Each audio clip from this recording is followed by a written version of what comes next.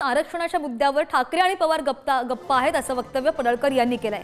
ठाकरे पवार काँग्रेस दोनही बाजूने बोलतायत आणि मात्र सरकार समोर भूमिका मांडत नाही अशीही टीका त्यांनी केली आहे। सगळे सोयरेंसंदर्भात 8 लाख हरकती आहेत, त्यांची शहानिशा होईपर्यंत निर्णय अजूनही घेतला नाही अशीही टीका पडळकर यांनी केली आहे। शरद पवार, उद्धव ठाकरे आणि काँग्रेसचे नेते यांचं ओबीसीच्या आरक्षणाच्या बाबत मत काय आहे आणि मराठा समाजाच्या आरक्षणाच्या बाबतचं मत काय आहे त्यांनी स्पष्टपणे आता द्यायला पाहिजे।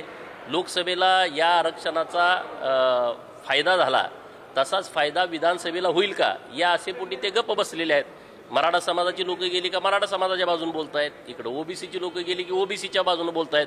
मग जी काही तुमची भूमिका आहे ती स्पष्ट तुम्ही सरकारकडे द्या। सरकारने भूमिका स्पष्ट घेतलेली आहे की मराठा समाजाला 10% वेगळं आरक्षण दिलेलं आहे आणि ते टिकवण्यासाठी आता विरोधकांनी सरकारबरोबर आलं पाहिजे। अपवादात्मक परिस्थितीतलं एखादं आरक्षण 50%च्या वरचं जसं तामिळनाडूने टिकवलं त्या पद्धतीनं टिकवण्यासाठी आता विरोधकांनी एकत्रित यावं। ओबीसी आरक्षणाला अजिबात धक्का लागणार नाही आणि त्याच्यावरती 2 बैठका, एक सर्वपक्षीय बैठक झाली, त्या बैठकीला विरोधक आले नाहीत। तत्पूर्वी एक बैठक झाली होती, त्यामध्ये सरकारनं भूमिका ठामपणे घेतली आणि दुसरी भूमिका सरकारनं घेतली की मराठा समाजाला वेगळं आरक्षण देण्याची आणि ते आरक्षण विशेष अधिवेशन बोलावून दिलेलं आहे।